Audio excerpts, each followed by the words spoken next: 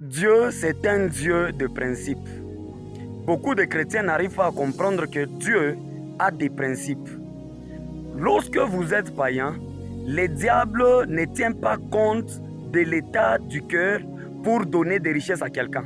Vous pouvez être méchant, vous pouvez être colérique, vous pouvez être impudique, mais le diable peut vous donner des richesses.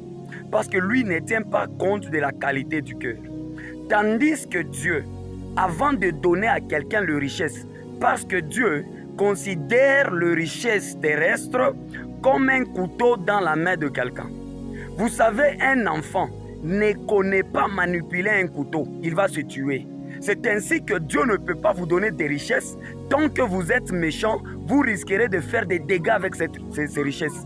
Combien de gens aujourd'hui, ils étaient bénis par Dieu, Dieu leur a donné des richesses, Dieu leur a donné des moyens, mais ils ont commencé à faire des dégâts avec ces richesses. Ils ont détruit leur propre famille, ils ont détruit aussi les familles de gens à cause des richesses.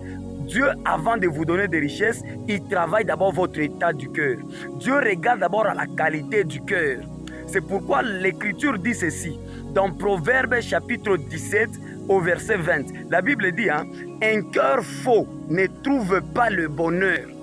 C'est-à-dire quand l'état de ton cœur est malade, quand l'état de ton cœur n'est pas disponible, Dieu ne te donne pas de richesse parce que tu risquerais de te détruire et de détruire les autres. Tu risquerais de détruire même ton foyer. Il y a des gens qui reçoivent les richesses, mais il n'était pas préparé à gérer ces richesses-là. Il se révolte même à sa femme. Aujourd'hui, il prend une deuxième femme, une troisième femme et il commence à faire une vie de débauche en désordre.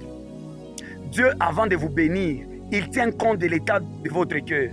La Bible dit dans le proverbe, l'Écriture dit ceci. À quoi sert l'argent dans la main d'un insensé? C'est-à-dire, Dieu te demande, je veux donner l'argent à cet insensé, ça va lui servir à quoi? C'est-à-dire, quand vous êtes encore insensé, un insensé, c'est quelqu'un qui manque de l'intelligence. Un insensé, c'est quelqu'un qui n'a pas la sagesse. Dieu ne te donne pas la richesse tant que tu es encore insensé. Tu vas te détruire avec cette richesse.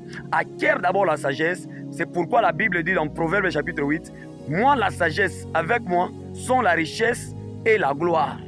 Que Dieu vous bénisse.